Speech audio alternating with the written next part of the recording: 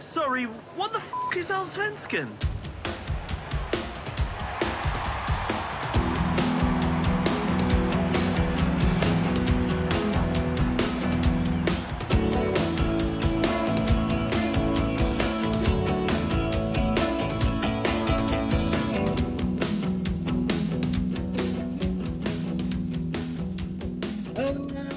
Hello, everybody, and welcome to another episode of What the Fuck is Allsvenskan? My name is Andy Woodfine, and joining me today is a man who once annoyed me so much as a kid, I kicked a football at him and accidentally broke his arm. It's Michael Woodfine, everybody. I'm still recovering. Hello, thank you. Do you remember that? Yeah. Oh, I remember God. that. And then I remember Have I everyone told you telling the me story, it wasn't broken. And they were just like, "Oh, you're trying to make Andy feel bad for doing that." Literally, yeah. And you spent, 7 hours before you went to the A&E because we just were convinced that you were like making a meal out of it. Yeah, to try and get you in trouble. This must have been after Britain stopped giving free milk away in schools for children. Oh yeah, yeah. I was way after that, actually. Yeah, Margaret Thatcher, evil woman. Yeah, that's it. And also joining me today is a man who nearly smiled after Bezra's terrible panenka penalty during the Hammarby Djurgården match. It was close. It was close to a smile. I did actually crack a smile at the weekend, though. Oh no! You know, watching those lovely seagulls. Oh, for fuck's sake! Brighton 3, Arsenal 0. Whew, felt nice. Do you know what? Okay, let's just get it over and done with because I knew this was going to come up on today's episode. But we'd just been to the Hammarby Animal Park game, and me and Mike were on a high. It's such a great game. It was an incredible derby. Sun was shining. The crowd was immense.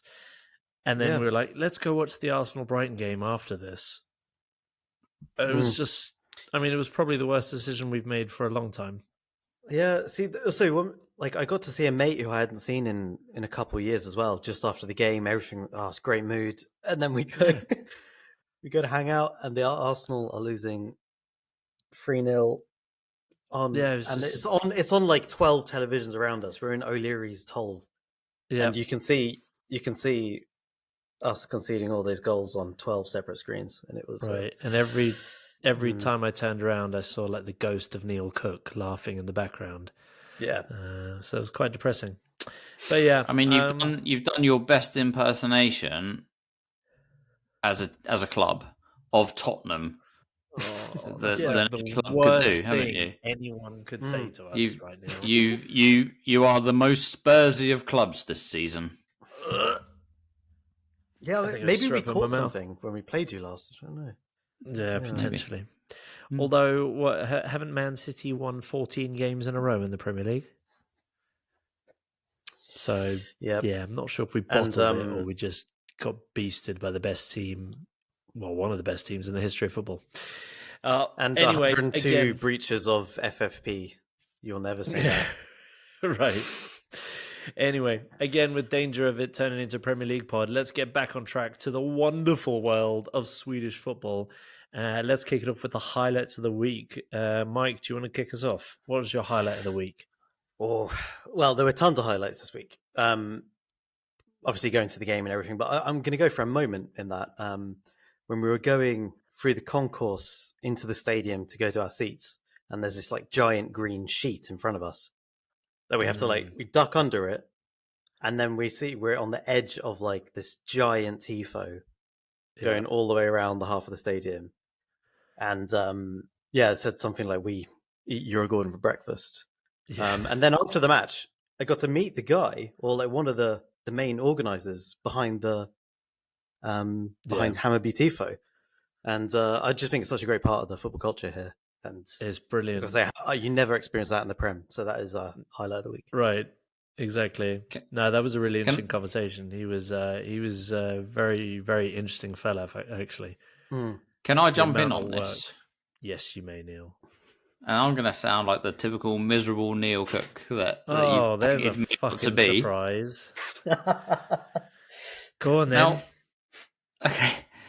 Now, for me, Tifo was always like making a pattern out of people in the seats. Do you understand what I mean?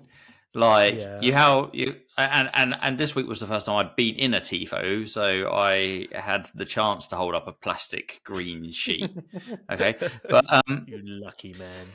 I'm a lucky man. It feels weird though. And then so for me, that's what Tifo's always like. I always think like if you can make something really cool out of a bunch of people being coordinated and holding up a plastic sheet, is okay. But I think the ones where they're just holding up a big poster is a bit crap. Why don't I have like a sound of a toilet on my media board here? Neil? Yeah, but I don't know. I just think it's a bit like, oh, someone rolled out a poster. Yeah, it should be that. Oh, do you know what? I feel sorry for the people that are claustrophobic. Imagine being in the middle of that, underneath that poster. That must be quite panicky, right? No, I'm afraid this is where we will never agree because it's amazing. I think it just adds to the atmosphere of the game. I love seeing what these guys produce. There's so much work and effort and passion that goes into it, and I think it's unreal. It's probably all AI by now. Make me a Tifo. There it is. Print. Print. Set job done. Mate. I wish it the was world's that biggest easy. printer. Yeah, exactly. No, yeah, exactly. Don't have to hire a warehouse or anything like that. You just press print. So Neil, you've definitely shown your age there with the Tifo hatred, but maybe that's why you're here. I mean, you're with us to be the grumpy old man. So yeah, but if they did the same design out of people holding up plastic sheets, I'd give it some credit.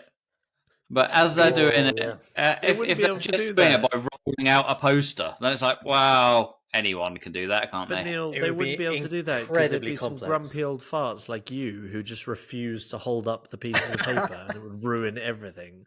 You get 4 Neils in the crowd and that's it. It's done. I felt like there was a lack of instructions on how I was supposed to hold this piece of paper up. That's true. What? Because was it like this or like this? Was it like that? And then halfway through, I realised it folded out to double the size. And I was like, fuck, I've been doing it wrong. Oh, God. Complicated experience.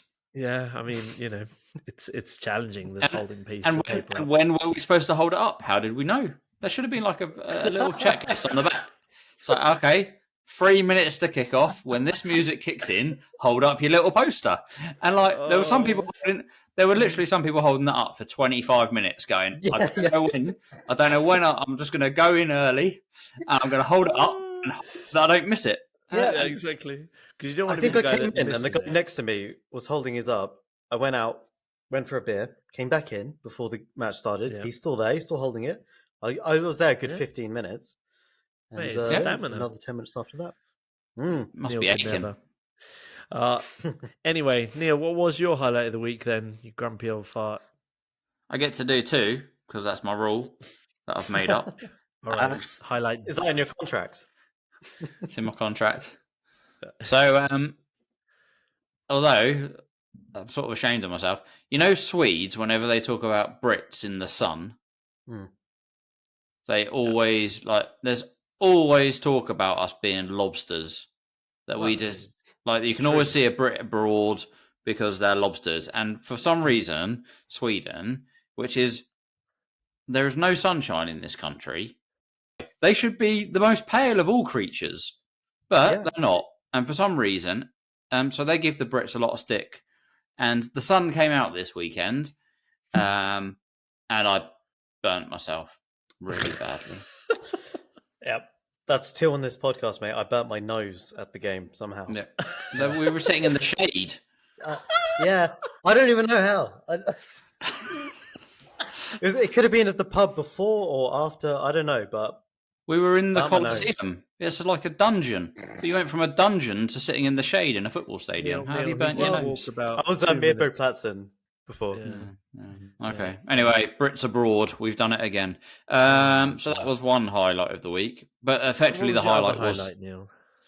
Okay. The football highlight was watching a great game of football at the Tele2 Arena, and it was sunny. It was a lovely day. Good couple of beers. Good game of football. Lots of goals. It's good fun. That was my highlight of the week.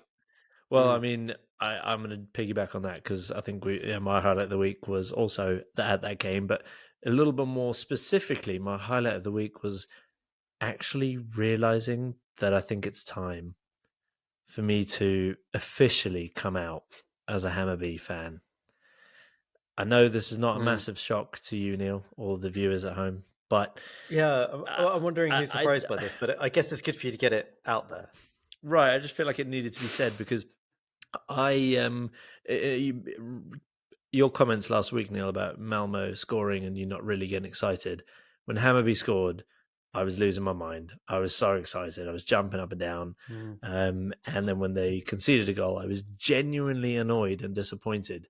And that sort of genuine connection for another team that isn't called Arsenal or England, I've never really had in football. So this was the first time where I genuinely felt like, okay, this is actually my team now. But isn't this a little bit like when George Michael came out to his parents?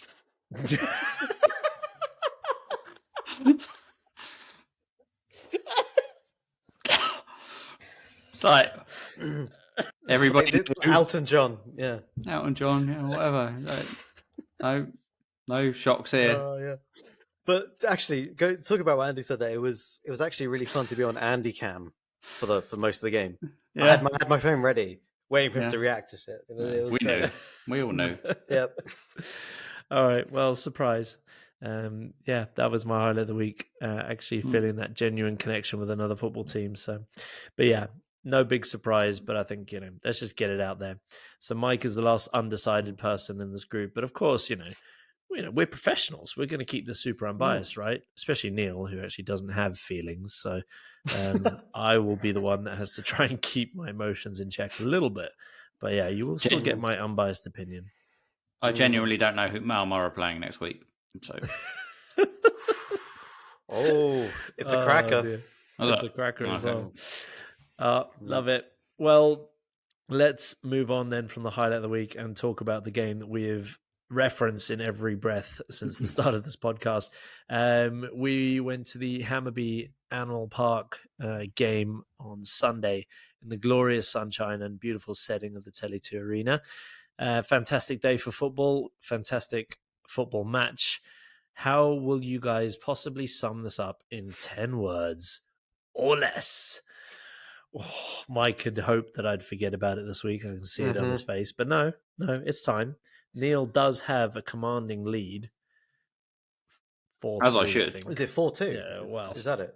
4-3? Absolute nonsense. In my head, it's 7-0. I think it is actually genuinely 4-2. So, Neil, you have a 4-2 lead. Mike, what are you going to pull out your ass to defend your pride now and get back in the game?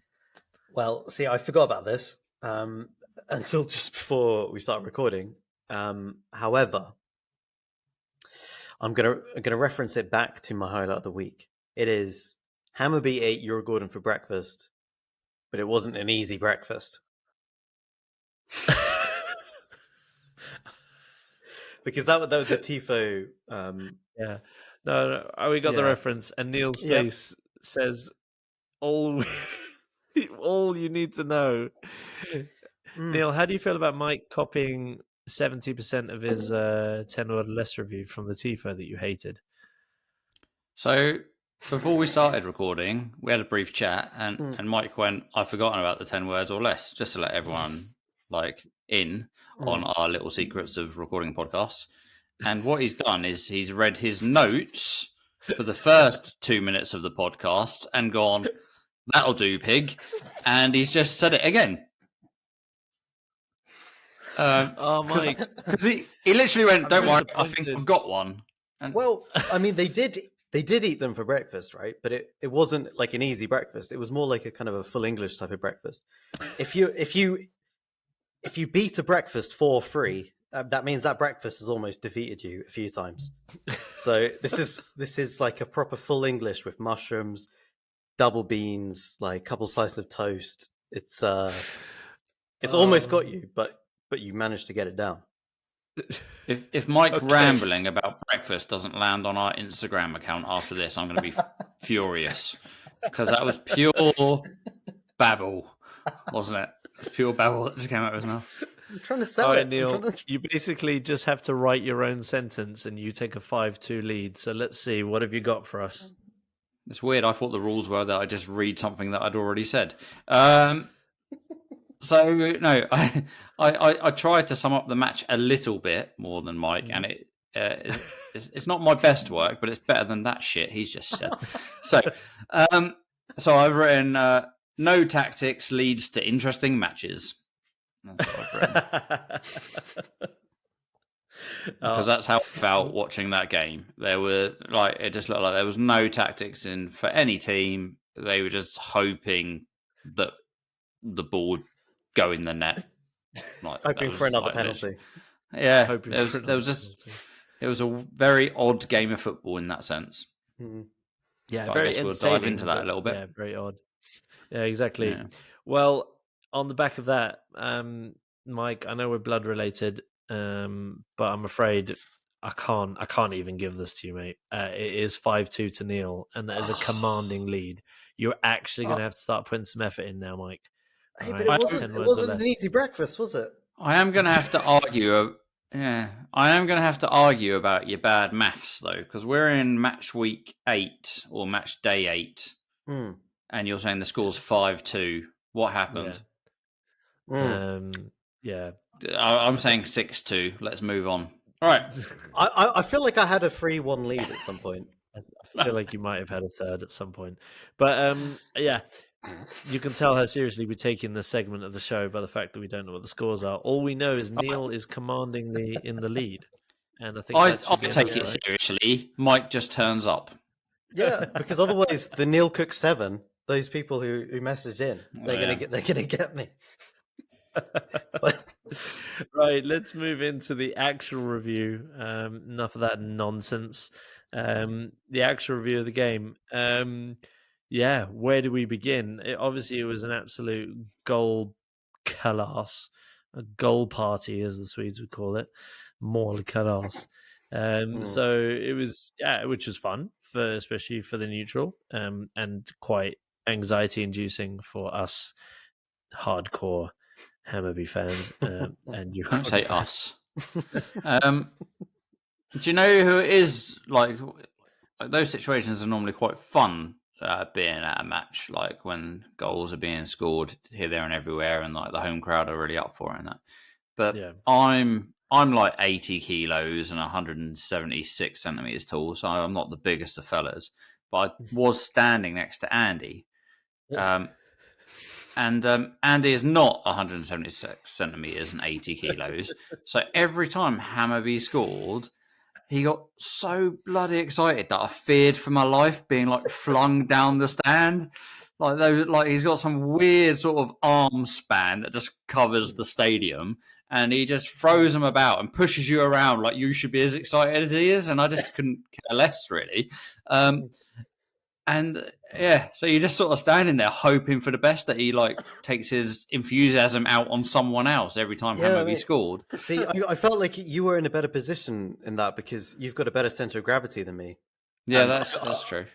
Like, see, I'm close to Andy's height, but a lot slighter. Yeah. One arm movement, and I'm exactly. And you'd already had a bit of a ruckus with a Swede that day, like elbowing you in the stomach in the queue. So you didn't want any more of that, did you? No.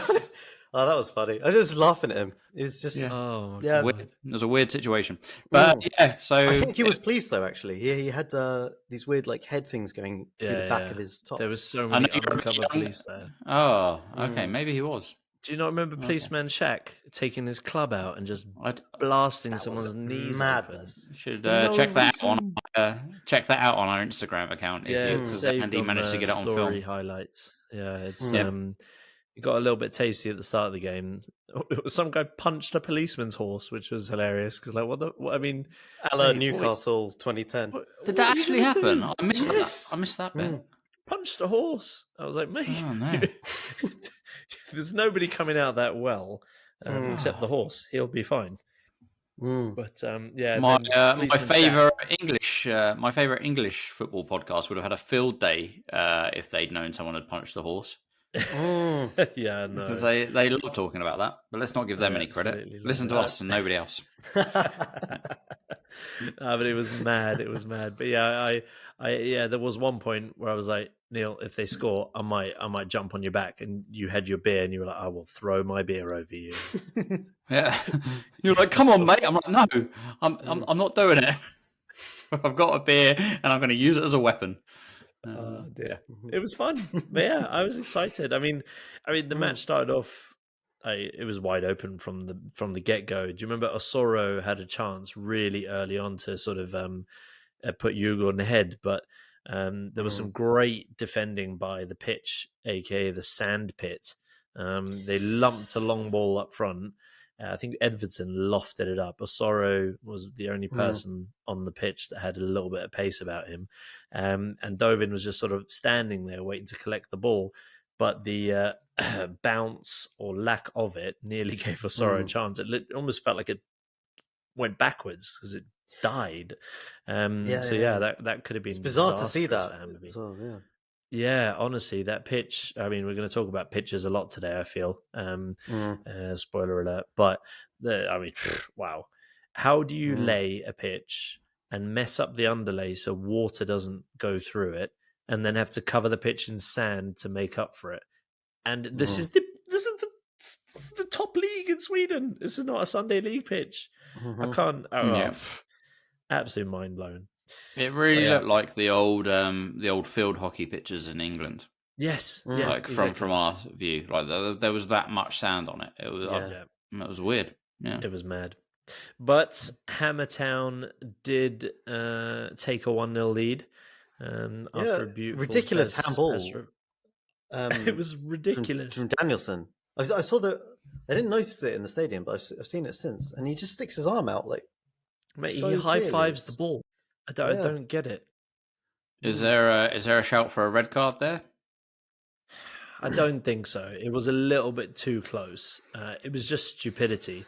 It was sort of like you almost felt sorry for him for being so stupid. You wouldn't send him off. Like it does bounce off his leg, and then he just goes, "Oh, high five!" and and pushes it out of play. Yeah. It was ridiculous. But yeah, great penalty from Bezra to make it 1-0. Or Basara. And Hammarby were rolling at this point. And then the guy who is way too big to be a right back, Ajayi, was left totally alone from the corner. And it was a good finish. Good volley. Man. Great volley. Good volley. And, but I thought he did a really good job at right back as well, though. He was impressive, He actually. did.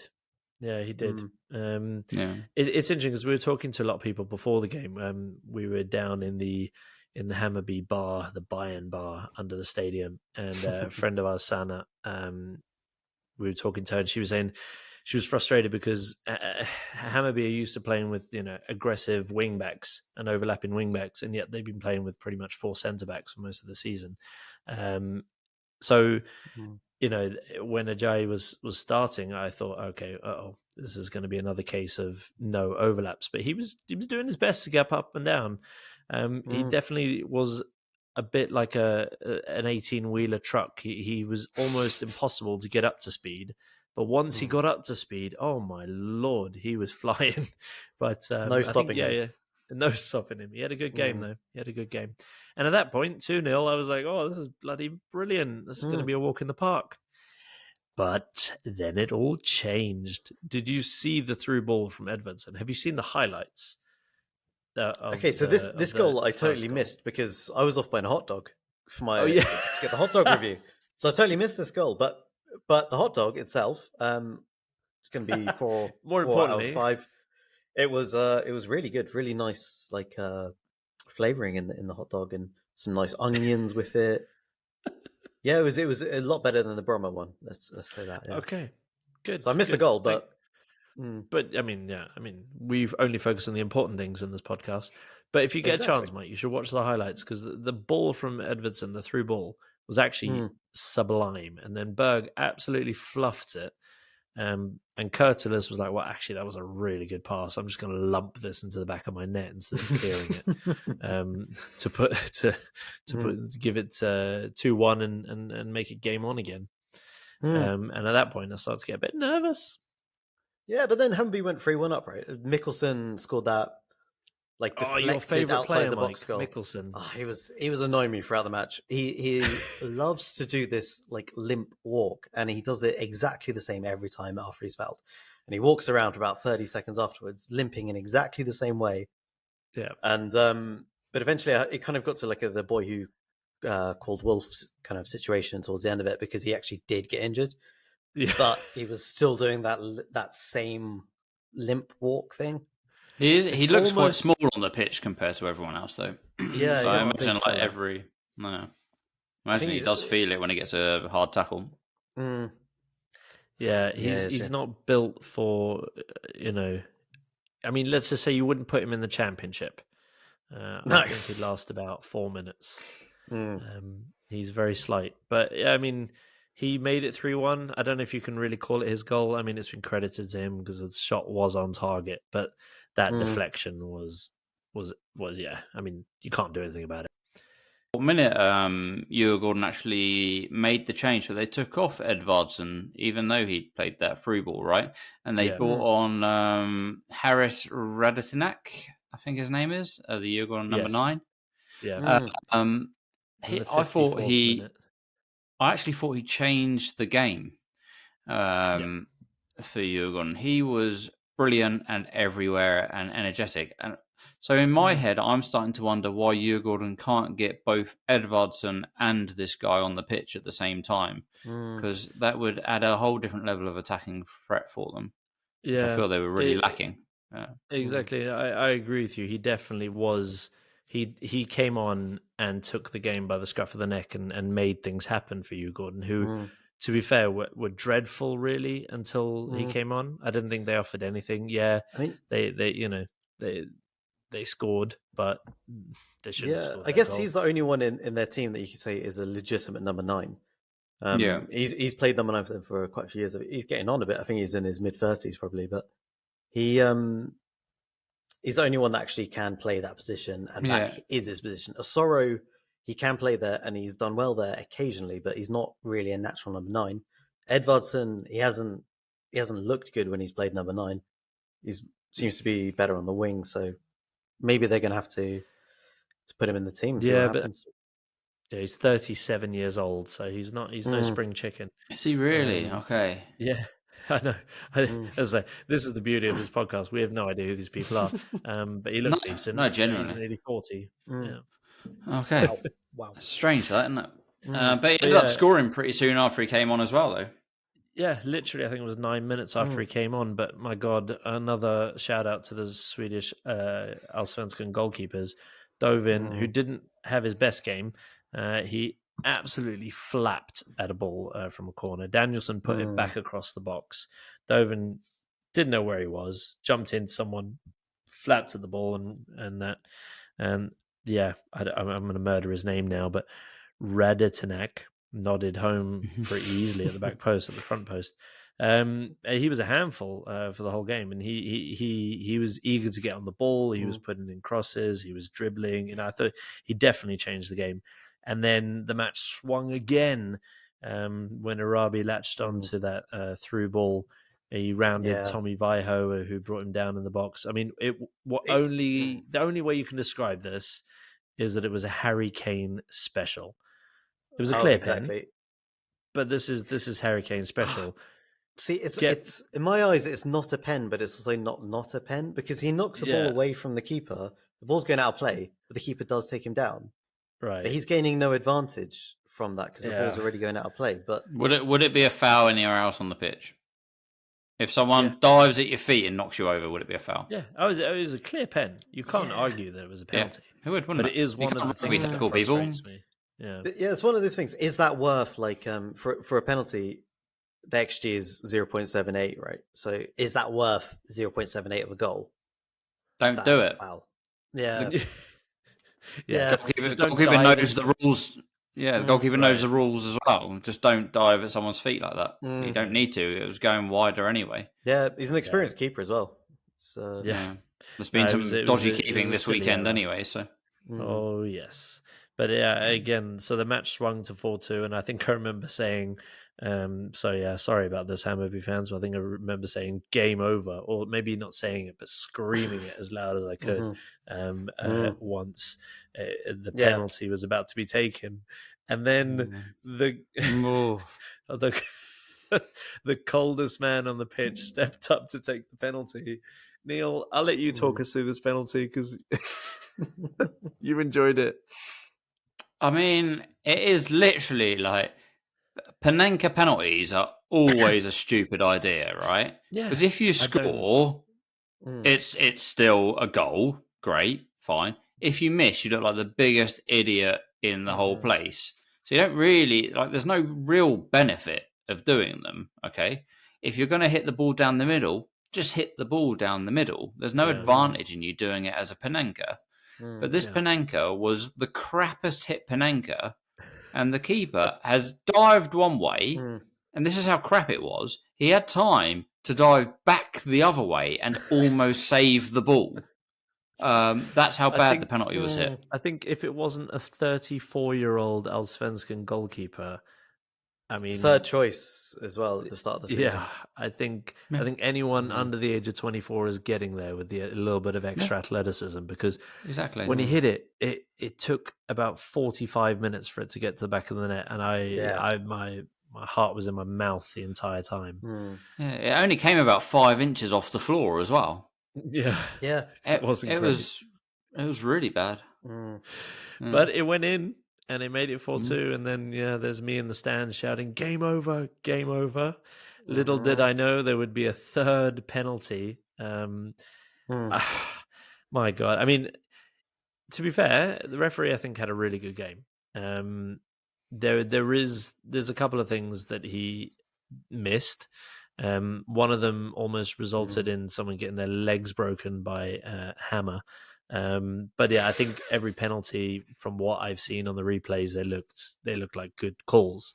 And Danielson stepped up and put the penalty away to set up a nervy last few minutes at 4-3. Was it Danielson?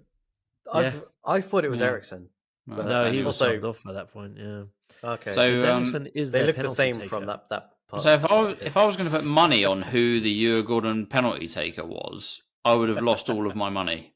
Right. Because he literally would have been last on my list.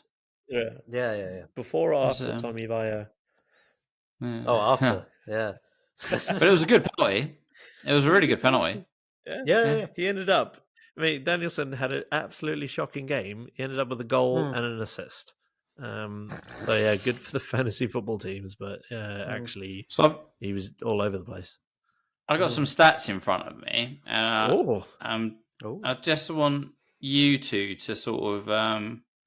so if we guess the shots on goal for each team, what would you have said, Mike? I would have said 7 for Hammarby, 8 for Djurgården. Oh, see, I would have gone 12 Hammarby and 11 Djurgården. No, so Hammarby had 6 shots in the whole match. Scored 4 goals. Wow. And Djurgården had 15 shots during the match. How many on target was it then? So 4 each on target. Oh my God. So 4 each on target and the game finished 4-3. Both teams. Goalkeeping practice. Yeah, and Hammarby, they might have had the bragging rights at the end, but they've escaped a game where they've had 6 shots in total and 40% possession and won 4-3. Yeah, and only 40% possession, because it felt fairly comfortable considering it was 4-3. second half, I think it must have swung it for Djurgården because they had a lot definitely. more of the ball. Yeah, for sure. Yeah. For sure. But the last thing I'll say about this match is Frederick Hammer. My God, have you seen the tackle on replay yet? Mm. I haven't watched Have it on you seen- replay yet. No, Well, but we he saw gets it fouled. live. He gets remember fouled seeing it twice, doesn't live. he? And he gets up and then goes for one of those. He gets fouled And that about is- 4 times in the build-up, and then you can see the switch just flip.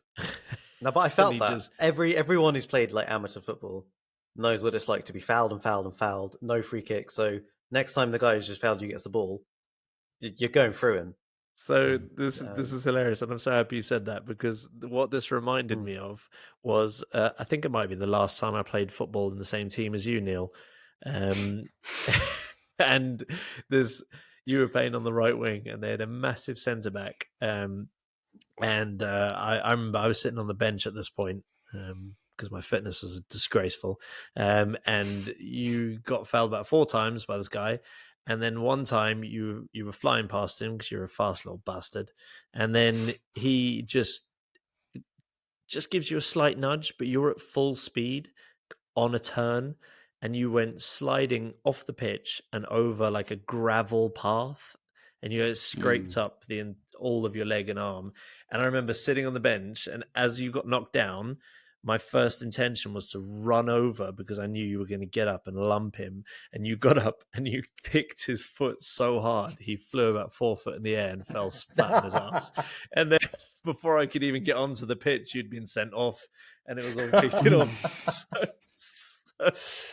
So that was probably the last time we played football together. And that reminded me of Frederick Hammer because, I mean, you should have got a foul. He should have got a foul. And what do you get when you don't give a foul that is a foul? You get annoyed players and then you get retaliations. And that is what happened. And it could have resulted in serious injury because that tackle was nasty. But yeah. But when you get the ball from that tackle as well, that like rage tackle, but you also win the ball, that is like, that's better than a goal for me personally. Sure. Like, I wonder what the odds are on that, on getting the ball on the tackles. But hey, anyway, let's move on. I know this was an amazing game. We could do a whole podcast on it, but we're not going to. So Hammarby 4, Animal Park 3, and a much needed victory for Hammarby lifts them into some sort of mid-table mediocrity and piles a little bit more pressure on you, Gordon. So it was an interesting game. I'm so glad that was the game of the week because it was the most exciting game this week. That is for sure. However, Neil, you did get to watch a cracker of a game earlier in the week with BK Häcken, BK Bush, and the Dowie Rapids. How did that go? Yeah, it was a Degerfors. They tried, bless them.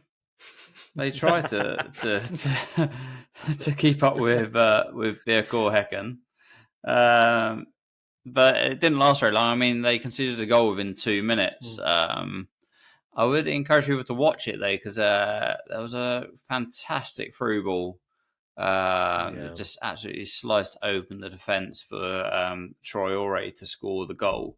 It's definitely worth a watch because I think it's probably underappreciated how difficult to lay that pass was. I'm a bit unsure who it was who put it. Was it Larson or Romeo that might have put the pass in? I'm unsure who it actually was. But the pass was amazing for Troy Ore to score. But then on the this was after 2 minutes that Häcken went ahead with 1-0 with Troy Ore's goal. But then Vukijevic for Degerfors.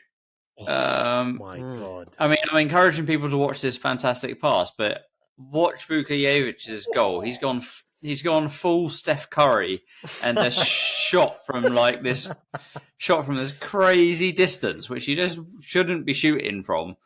And it's got to be goal of the season. It's definitely goal of the season so far. It's absolutely nuts. And he hammers it in and it goes in off the left post. Absolutely cracks off the post and goes in. It's a wonderful goal. Sensational. Sensational goal. Great. After that, because I think you were messaging in the group going, guys, you got to tune into this game. So I tuned in as soon as just before that goal went in because it was a really interesting game actually. But that goal, it was a good one. It was a good one. There was another nice goal fairly quickly after that. Sadiq actually scored with a delicate little flick, but it was given for offside. Definitely wasn't offside either. Definitely wasn't offside. What are they doing? But this is the downside with not having VAR, right? Like I always feel like take away VAR, but keep it for offside. That's my general view on it, because offside is a black and white situation. Like there's no ifs or buts. Like you're either offside or you're not. So I feel like VAR or because there are some leagues that are doing automatic offside. Yeah, like we had at the World Cup. Those like with the really the good line. Yeah, exactly. So it's on that point, Neil. I did see an interview today with former Swedish Prime Minister and current head of Swedish football, Fredrik Reinfeldt, which is also weird. Could you imagine Bojo being head of the FA? See, unbelievable. I saw him. He did an interview before the AIK Gothenburg game, and I was convinced he was your politician from Halmstad. You know, what's his name? Johansson. It's the same guy. They speak exactly the same. But he was doing an interview about VAR, and listen to this. His main reason for wanting to consider VAR is so that referees can have a better chance at making a career. I mean, think about the referees. That's literally what he said. He was saying, I feel so bad for the referees because they're not using VAR, they have less chance of building careers outside of the Swedish league and stuff like that. And I was like, well, I mean, if there's one... Do you know what I think? What do you think, Neil? I think they should have been better footballers and trained a bit more so they didn't have to be referees in the first place. Yeah.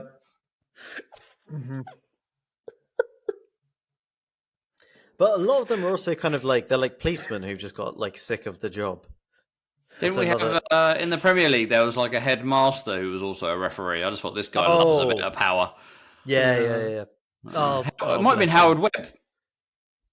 Yeah, I can't remember. I think it was. Yeah. Okay. But no. So he was going on about the fact that referees need VAR so they can build a career. But then, I mean, he did say many other things is worth watching the interview. But he said that VAR is expensive, and apparently the Finns want to bring it in, but they think it's too expensive. So they're holding a little bit. And then he went on and around and about like a typical politician, and he ended up with basically saying it's a question of when rather than if VAR comes to Sweden. So it's just a case of they need to figure out the best way to do it. But yeah, I mean, I think the problem I have with it though is what you're doing. Like the Swedish Allsvenskan, you've got like the top 7 or 8 teams, they might be okay financially, and then you've got the rest that are probably really struggling. And if you force the rest to put VAR in, there's going to be no more bouncy castles, and I don't want to see the Allsvenskan without any bouncy castles because they won't be able to afford both. Honestly, we will not in our league. Not in our league. No.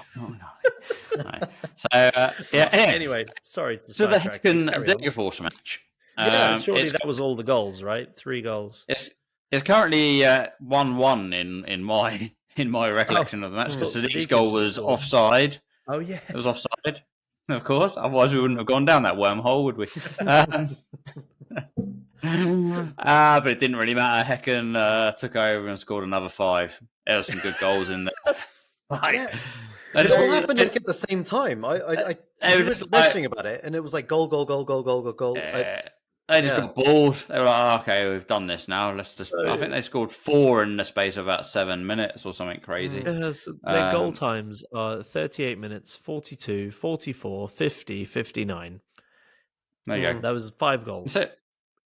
They were just bored. They were like, okay, let's get rid of Degerfors. We're done with them. Yeah. Honestly, Häcken is like Usain Bolt. I mean, if he's not injured and he fancies it, he's going to tear you to pieces. They are so terrifying going forward. But they are they the Asafa Powell? You know, always breaking the records in training. But and Usain Bolt is the Malmö, maybe. Maybe. But I think it's for me like Häcken. They just attack with incredible speed and in numbers, and they are really good fun to watch, and they must be a nightmare to play against. Absolutely. Yeah, And for Gustafsson, sure. I think, was immense again, and that Rigard as well, the other sort of pivot midfielder that they have there. So it was, I definitely tuned into this once you started giving it, you bigging it up in the chat, Neil, because if you get excited about a game, then it must be a good game, and it genuinely was. Now, It's just fun to watch them attack. It's fun to watch, I agree. Just that speed in a team. Yeah. So, Mike, you got to watch Varberg's boys against Norrköping. I guess watching Varberg's boys was the same as watching BK Bush, right? Oh, exactly. They had so before I get into the game, Stojan Djukic started for Varberg, right, at the age of 43. What? 43. Goalkeeper. Well, we need to find out who the oldest ever player in the Allsvenskan was. Yeah, I mean, this guy's getting close, surely. 43. And do you know what makes it even better? He has 43 as his shirt number as well. Just so he can remind everyone how old he is. Like, it's like, do you remember Nicholas Bentner when he? An idiot! Never forget 49. Nicholas Bentner when he took the number 52 because he got a pay rise to 52,000 a week. So he put that on his fucking shirt number. What a knobhead! He's definitely one of my least favorite Arsenal players of all time, and that shirt number decision absolutely sums it up. Although he's everything that John Guidetti wants to be.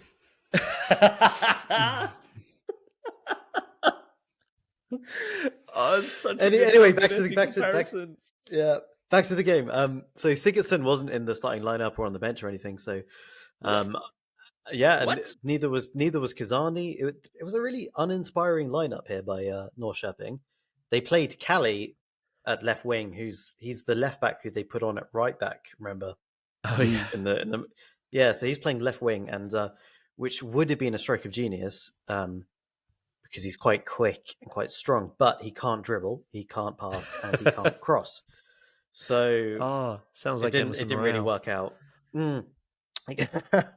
Exactly. Anyway, so they took him off, and Kazani, I think, came on for him, changed the game. By the way, Fat Klopp has got his cap back, so he's more Fat Klopp. He's back as Fat Klopp. Brilliant. And I think this is why Varberg's boys went into a 1-0 lead. It must have been, right? Luke Larue. I'm repping the South Africa shirt, 2002 World Cup today, in honor of Luke Larue here. South African. Nice. He got the opener. It was a long throw, a flick on, and then like a scrappy tap in. And this is the kind of goal that Rory Delap and Tony Pulis could share a beer over. Watch sensational. This back. Yeah, because that must have been Brazilian Rory Delap that did the long throw in, right? Nogueira or whatever his name is. Yeah, Eliton. That guy.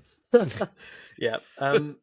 Also, Niemann, who you described last week as the kind of archetypical Allardyce number 9. He scored like a towering header, like a proper Kevin Davis towering header. That's 5 goals for the season for him so far. My question to you, Mike, is can Niemann jump higher than Ronaldo? Because that was some leap. It was a massive leap. He got so far up in the air. So much air. And it's deceptive to look at him, to think that, because I think he's about 5'10" or something. But though? Yeah. Because he absolutely dominates people. 183. Yeah, so 6 foot, I think. Yeah, but he plays like he's 6'5". Yeah, absolutely. I thought he was massitive. Okay. Yeah, it's like the Ivan Toney conundrum as well. Ivan Toney's only 6 foot, but somehow he plays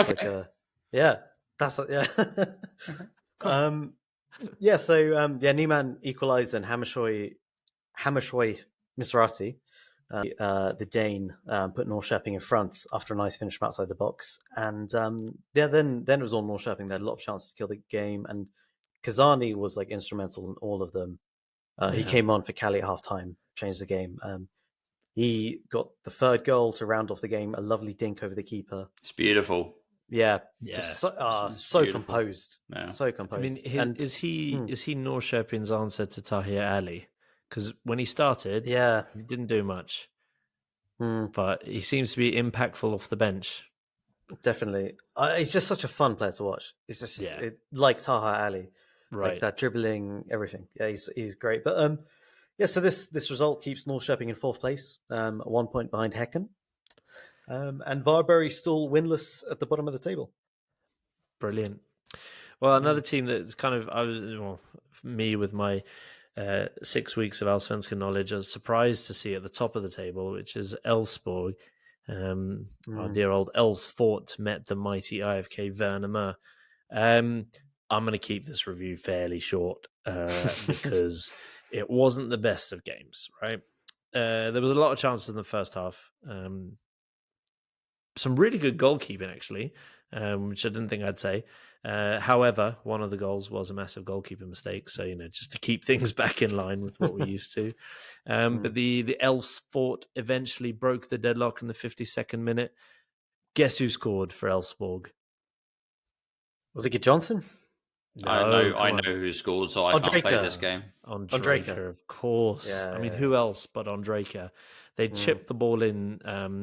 And speaking of Neiman's header, this was probably one of the best headers I've seen in a long time. He chips it in from about 3/4 outside the box. A decent ball, but Ondrejka gets up and heads it from pretty much the edge of the box, and he puts so much spin on it that as he heads it from the back post, it goes in towards the goal, then curls back to the near post where he's at. Oh, wow. It was absolutely unreal. Is it Rashid, who is in goal for Värnamo? He had a really good game. He actually made 5 saves and had an XG of against him of 3.81. So for them to win 2-0 shows you that he had a decent game. He couldn't get near this. It was an absolutely ridiculous header. Honestly, he just sort of floats in the air. He drifts in from the right hand side, jumps in the air, and sort of jumps sideways 5 feet, and then heads it into the goal. It's so bizarre to watch. It's cool. But that mixed with the Neiman goal this week, it was like, okay, these people have watched Ronaldo for a few years, and they've learned how to hop. It's cool. Go on, Messi. Show us. Allardyce should do some scouting over here now. Oh, honestly, you want people that are going to win headers. Yeah, get them all to Leeds. To Leeds. To Leeds. But yeah, it was a bit harsh for Rashid, who then basically they put the game to bed. He made a pretty big error for the Elfsborg second goal. Spilled the shot on the edge of the box, and Bernardson, who just literally came on 5 minutes earlier, he's back from injury now, which is good for Elfsborg. He made it 2-0 and it was game over, but I think Rashid was my man of the match from that game, and a bit tough for him to make that mistake. But the question that really comes from this game are, what are the Elves going to do without Ondrejka? Because obviously he's going in the summer. Are they going to spend money to replace him, or are they going to rely on Ockles, or whatever his name is, and Bernardson? What would you do? I think what we also have to sort of acknowledge is Bernardson the most Yorkshire-sounding name in the Allsvenskan? Bernardson. Bernardson. It's like son of Bernard. Son of. Oh yeah, well that's Bernardson. Yeah. It's up there, down to. You're a good bricklayer, him. But he's a good footballer, even though he sounds like a Yorkshireman's son. But I mean, honestly, it'll be interesting to see what Elfsborg do, because they got a little bit of cash to spend, and they're doing really well in the league.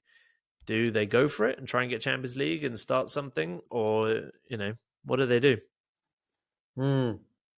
Well, I personally feel like they should do a bit of shopping in Allsvenskan, and Allstrand for Halmstad. I reckon he would be a great choice. Who's that? Allstrand for Halmstad. Yeah, true. Not bad. Yeah, maybe it can pick up a bargain, but it's going to be interesting to see what they do. Obviously, we would love to have more answers for you on what the fuck is Allsvenskan, but this podcast is called What the Fuck is Allsvenskan, so we don't know what they're going to do. We will watch, though, and then we will definitely... What sort of money are they going to get for Ondrejka? Has anyone got any ideas? Wasn't it like 4.5 million or something? Oh, euros, Yeah, 4.5 million That's pretty. euros, something like that. That's pretty good cash, though. It's good cash. I mean, he's 21. He looked good. So it's a great deal for both parties, I think. And yeah, I'm just interested to see if they're just gonna. I mean, he's their talisman at the moment. 5 goals so far, I think, and he just looks 4 every assists bit as well, I think. Yeah, he looks every bit the player. So it'd be interesting to see. But yeah, let's move on because this match doesn't warrant us spending our entire podcast on Melby Serious, Mike. That surely demands a lot of time. The mighty Melby bounced back. Melby are back, baby, just in time for their cup final on Thursday. I told you they were taking it easy, and they made easy work of John McEnroe FC. 3 goals before half time. Colin Rossler, the son of former Man City player and Leeds manager Uwe Rossler. Oof. Do you remember him? Yeah. He was a striker in the early 2000s, Man City. Vague memories of him. But yeah, his son Colin Rossler, he's a centre back for Mjällby. He got on the score sheet. Colin. But yeah, Colin. I mean, come on, get a bit more creative with your name. He was actually named after Colin Ball, who was a Man City legend. No way! I read his Wikipedia earlier. Yeah, that is exactly the kind of bullshit, useless information, Mike, that you pull out on a regular basis. Sensational. Yep, just it's stored everywhere in my head. I can't get along with normal life, but I remember everything about nothing.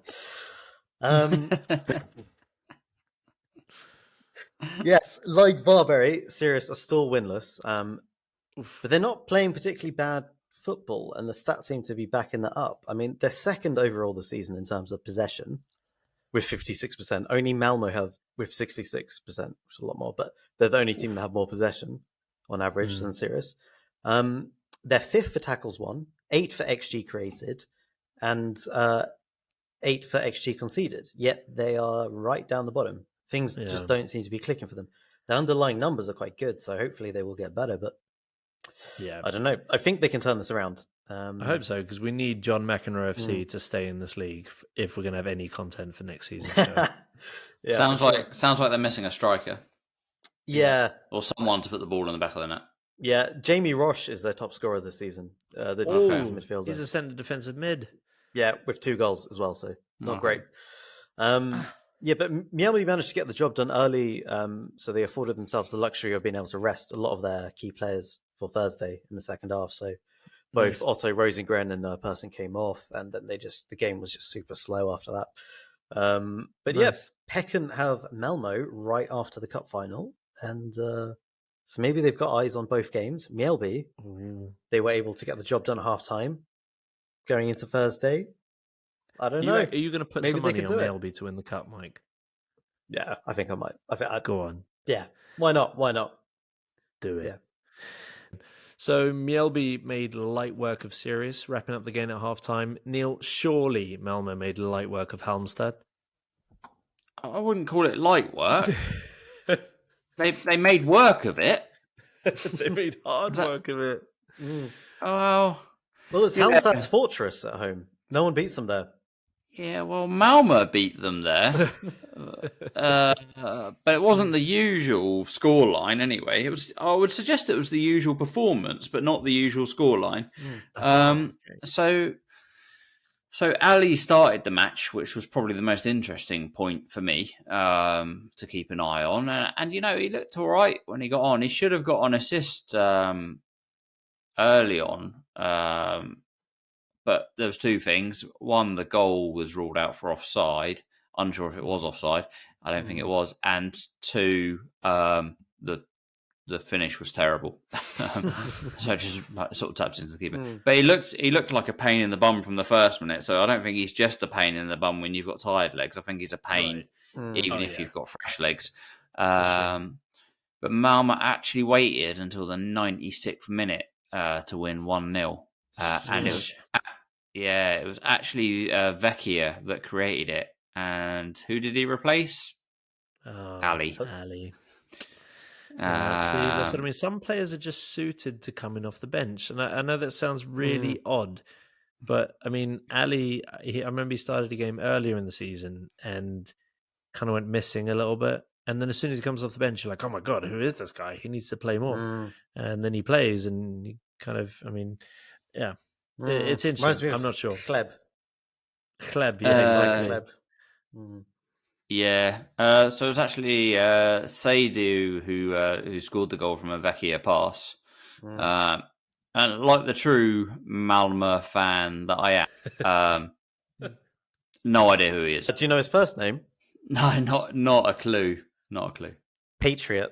Oh, he must be a Yank. that patriotic must be. Has to be. Surely. Oh yeah. I mean, the Americans have form with this sort of stuff. It's, yeah. Is it? Do you think, in also typical American way, if they have a son, he's going to be called Fighter Pilot Junior?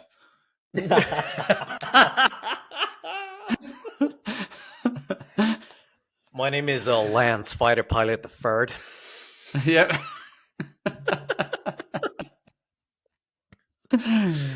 Anyway, it sounds like a golfer.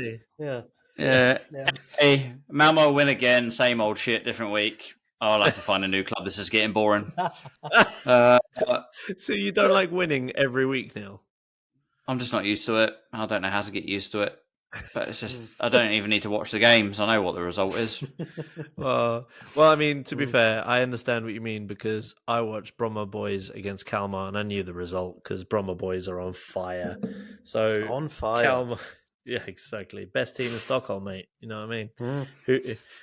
Everyone said they were going down, but these three idiots from England who didn't know anything about the league just forgot about them. So we didn't put them in our relegation charts. And they're actually doing well. They're in 5th. Kalmar actually took the lead through a dominating header at the back post by Rajovic after Romario, who obviously came out of retirement to play for Kalmar today. Yeah, it's the same one. Definitely the same one, right? He put He's a just a defensive midfielder ball. now. Right, exactly. He put in a delightful ball for the big man and just went like, go eat. And Rajovic just absolutely munched and smashed it in. He is an absolute handful, that guy. Yeah, honestly. It's his 7th goal. It's his 7th goal of the season. Oh wow, Rajovic, so he's banging him in. He's right up at 7 and 8. That's Smooches McGee, you better be worried, mate. Rajovic is coming. But I mean, the boys from Bromma, or the Bromma Brigadiers, as you call them, Mike, they never surrender. So they soon pulled one back after some good work from Waker, aka Mr. Wakey on the wing, who was man of the match again and looked really good again. Honestly, I don't know where this guy's come from, but he's on the form of his life at the moment. And pulled one back to make it 1-1, and Bromma boys were back in the game. Rajovic, to be fair, should have made it 2-1, but fluffed a free header, unfortunately. So the only blotch on his resume from that game. However, it was the boys from Bromma that made it 2-1. The entire Kalmar defence turned into 4 Harry Maguires and totally lost track of Pedersen, who arrived late in the box to slot home from the cutback from Jensen, who was good as well. I mean, 58-year-old Romario couldn't track back in time to keep Pedersen from getting the ball. Oh god, that reminds me. Actually, obviously, it's not. Spoiler alert: it's not the real Romario, but it would be hilarious. Yeah, sorry, Mike. Oh no! But do you remember what was it? Was it? I want to say Taiwanese team who the owner kept subbing himself in to play. And he was like in his mid-50s and about 100 kilos and 5'5". It reminded me of that. But Romario just didn't have the legs to get back. And like I say, Kalmar were like statues and Bromma took a 2-1 lead. Pettersson... That's quite some insult you've just thrown at him. I mean, he is getting on himself, that Romario, I think. I think he's... in his mid-30s, at least. He's, but surely that's the biggest. I'm late 30s, and I'd take that as an insult. No, I mean, if anyone ever compared me to the great Romario, no matter in what context, I'd be like, yeah, I'll take that. Mm-hmm. No, but you weren't being compared to the great Romario. You were comparing him to a Taiwanese president of a football club who was overweight and kept subbing himself in from his own ego. There's also the Chinese 3rd division side doing the same thing, but it was the owner subbing his son on. He was just really overweight. It's so hilarious if you can find that. Sensational. But I mean, Pedersen, I genuinely expected him to miss because when we watched Bromma play Gothenburg, he missed about 10 of the same exact chances. But yeah, he buried it this time. Fair play to him. It was a good finish. It was a good finish, really good finish. He must have changed his headband because he seemed confident. And then in the 96th minute, the best team in Stockholm made it 3-1. Some more Harry Guire-esque defending, and Kroon was in to finish off Kalmar. The boys from Bromma, honestly, the surprise package, I genuinely did not expect this. And Olaf I don't Melbury think the working rest of the wonders league over did. there. What's that, sorry? Olaf Melbury working wonders over there. Oh, honestly, Olaf Melberg, the coach god, he'll be, coming to a championship team near you soon. He's doing a great job. Fair play. We might be joking quite a lot about them being the best team in Stockholm, but maybe they are the best team in Stockholm. They are. They play the best football. I don't know if the they've most got the organised. longevity or the depth, but they play the best football, and and they're tactically well drilled. Yeah, I'm impressed. I do wonder how many players they'll lose in the summer transfer window, though. That's the only concern, because I mean, there's only so many bouncers on the bouncy castle that can make up for not getting paid as much as the rest of the league. So it'll be interesting to see. True. Hopefully, they can keep it up. Actually, Pedersen could be a shout for Ellsbury. Yeah, exactly. Elfsborg, go shop. I still don't trust him. He's like a yo-yo. He's a yo-yo. 1 week good, 1 week bad. True. He's always involved though, and that's always a positive sign. I think he's always that's a good sign. He's always there. I agree. Yeah, I agree. Yeah, but I don't know. Shop in the bargain basement bin. Speaking of crap teams in Stockholm, how was called Gothenburg, Mike? Okay. So last week, I wanted this to be my game of the week before you so generously got us those tickets to our game of the week. But this I described as a relegation 6-pointer, and I guess it was 4 points dropped for each team at the end of this. But before I talk about the match, did you see the pitch? Have you seen the pitch? Oh my god! Yep, it looked like the Varberry kit, but like with the texture of a thick knit cardigan. It was an absolute state. This is the National Arena. It looked like they were about to sow potatoes. Like Jeremy Clarkson had just been there with his tractor. It was really bad. It was. Yeah, I mean, like this was because Beyonce was performing there last week, and you were there, Neil. I assume seeing Beyonce, right? You're a huge fan. I mean, yeah. I mean, I don't know. I don't really know if I can say that. I can watch Beyonce on mute if that helps. That's fine. Oh no. No. And let's move swiftly. Why? On. Why am I editing that out? Your current wife might get upset. Berg was left on the bench for Gothenburg. So they went with an 18-year-old attacking midfielder, Linus Karlstrand, up front. And he actually played quite well. He completed the most dribbles with 5 and won the most duels with 10 as well. So quite good, quite promising for an 18-year-old. He won 10 duels, yeah. And he's not used to playing as a striker, so it's promising. But yeah, Gothenburg started playing really well. Like they went out, they flew out the traps. And it could have been 2-0 up after 5 minutes. But then they went 1-0 up. This could have been Eriksson or... I think it was Eriksson. Let's check that. No, Olsen. Okay, take that again. Yep. Gothenburg started this game really well. They flew out of the traps. They could have been 2-0 up after 5 minutes. Olsen did score and they were 1-0 up. And then, on the 10th minute, all credit to this goal goes to Beyonce, because there was a back pass to Dahlberg, and the ball was bobbling. You can see it just bouncing up to him. Oh. And he goes to clear it and smashes it right into Svensson's face, and it goes in for an own goal. It was absolute peak Allsvenskan then. This was like what we were talking about last week of the whole like Jimmy Greaves own goals and gaffes compilations. This was absolutely that. Peak Allsvenskan. and it was looking like a really promising and entertaining match. But the tempo just before you go on, Mike, did Beyonce get the assist for that? Yeah, I think she is credited. If you have her on your fantasy team, I think you get 5 points. Okay, good. Nice. Yeah,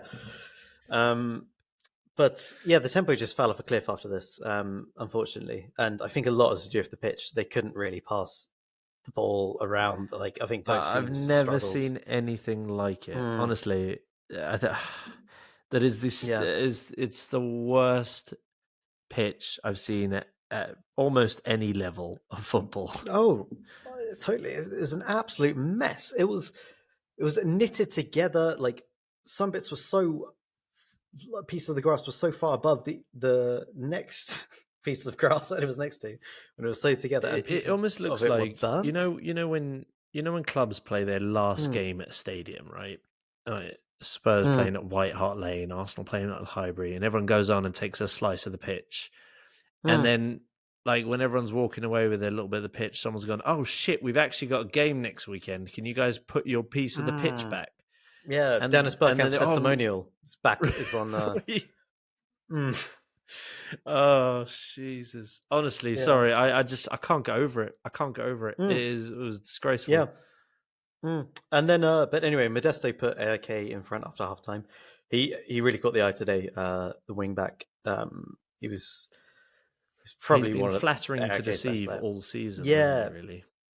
He's had their most shots, and he's had their most crosses, and I think it is also passes into the final third. Wow. But he hasn't really seemed to score or create anything so far this season. But he scored here. And yeah, then it was largely AIK without creating any big chances. Then Sebastian Olsson leveled the scores against on a play, his second of the match, reacted quickly following a corner. And then at this point, as an AIK fan, you really want your team to like go for it, right? You want them to bring on maybe Fasahi, bring on another striker, really try and win this match because it's important. But do you know what they did? Surely that's what they did, right? No. They brought on a centre-back and Jimmy Durmaz. Oh no!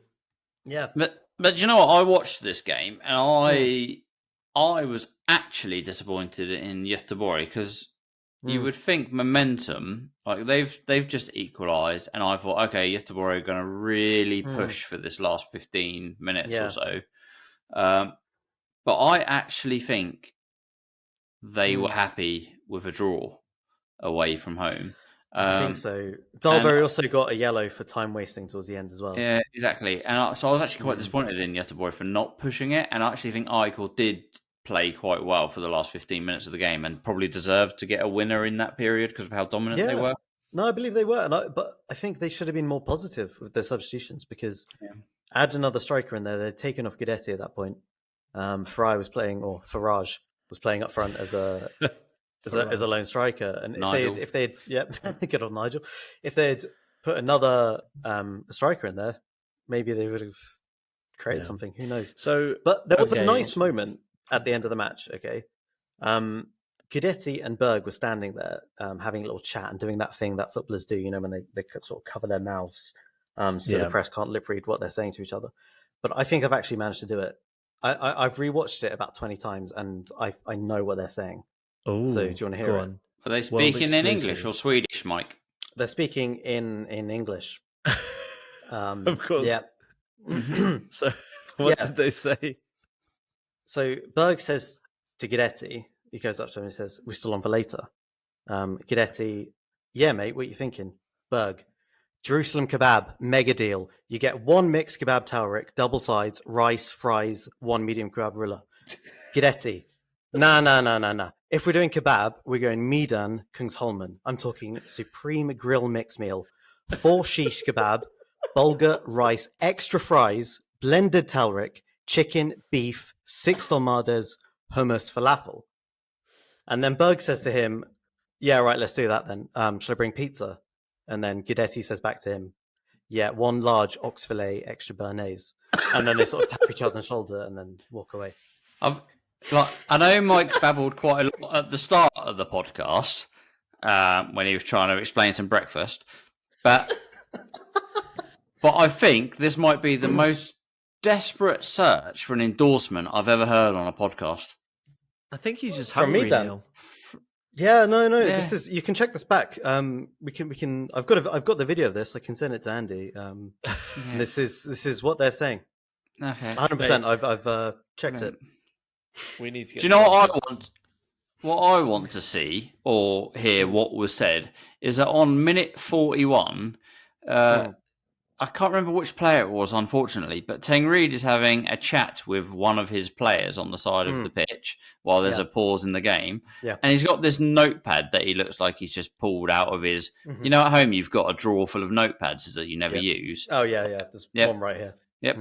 Teng Reid has pulled one of those notepads out and he's having a chat with one of his players.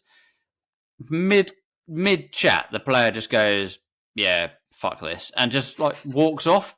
And Teng Reid is there on the sideline, and he's sort of like shaking his notepad at him, like, what am I going to do with my notepad? He looks so desperate after him.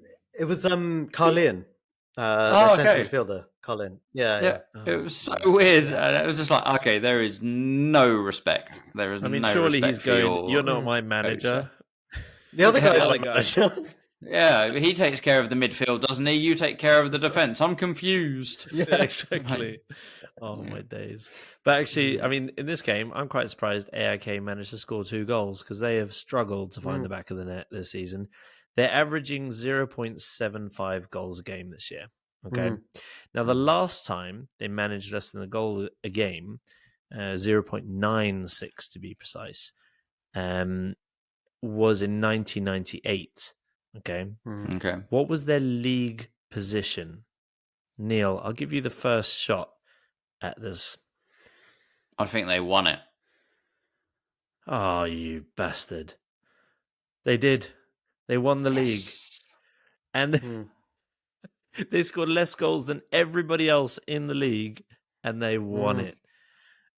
So maybe they're going to win the league this year, I guess, is what I'm trying to say with that. That's so Chelsea of them. They're not going to win the league. I've also got an argument to make about this, that you were happy that they scored 2 goals in this game. They'd only scored 1, didn't they? Because, like, Goff... Yeah, the other one, Beyonce. Beyonce scored the other one. I think you're being very kind for the goalkeeper saying that Beyonce did that, because that, to me, looks like a pure goalkeeping error. Yeah, but the bobble is outrageous. I don't know. Robert Green level. I don't know. Well, Beyonce's got the assist, Neil, so, what are you going to say about that? Anyway, what games are we going to look at next week? Yeah, that wraps up this week's games. Sensational. I guess the game of the week was definitely the game that we watched. Hammarby, Djurgården, Häcken banged in 6. Malmö left it late. Gothenburg and AIK both don't want to win. And it was another week of classic Allsvenskan, so we can't complain, right, lads? What are we going to be watching next week? Neil, tell me. There are some corkers next week. What have you chosen? Look, like I mentioned earlier, I didn't really have a full understanding of who was playing who next week. So is that why you haven't picked the obvious one? Well, I didn't quite realise. You said it mid-podcast, and I've realised I've really now I've pooed in the blue cupboard. That's what I've done. That wonderful sweet in the don't poo in the blue cupboard, Neil. Yeah, whatever that means. Now, people who might be listening to this from a different country, I'm not even going to explain it because it's weird. But yeah, just all you want to know is just poo in the blue cupboard. Don't poo in the blue cupboard. Yeah. And if you are listening to this in Bulgaria, Mexico, Germany, Greece, Austria, Denmark, or America, which is where our listeners are, surprisingly, then please Google pooing in a blue cupboard and let us know what you come up with. Anyway, there might be some dodgy websites. Yeah, anyway, check this, have we? Yeah. Is it going to be like another... I can't say that either. So, anyway. So I went with Elfsborg Norrköping as my choice, because I thought they're both quite entertaining teams to watch. It's a top 4 battle, Neil. What could possibly top the top 4 battle of Elfsborg? This is a real battle for third. I think both these teams, they've got it in them. What did third place get? Europe. Is it Conference League qualification to try to qualify? Just say Europe. It sounds better. Oh yeah, Europe. Yeah, Europe. What does second place get in the Premier League? Champions Oh, League. I was going to answer you there. It gets you Europe, Neil, which you're not going to be in next year. So anyway, don't care. Mike, what was your pick for Game of the Week? What could you possibly have chosen? Well, it's a. I don't know if you're going to like this one, but it's Malmö Häcken. Yeah, they're all right. Both of them, they're okay. Yeah. I can't believe No, the but this is resident going to be an Malmö absolute fan. barnstormer. Yeah, I agree. I mean, yeah, sorry, not even a discussion here, Neil. It's Malmö Häcken. It is the early season title decider. Surely, if Malmö win and make it 9 in a row, I mean, you might as well just start carving their name into the trophy now. All right, I can accept this as long as next week we can't. The week after, I mean, that we can't watch a Malmö or Hammarby game. All right, deal. Mhm. Yeah. All right. I think that's fair enough. But I mean, we're not going to watch Malmö Häcken. I mean, that is the entertaining game of the week, which will probably be 0-0 now that we bigged it up. Maybe it's time for a double game of the week. Oh, easy, Tiger.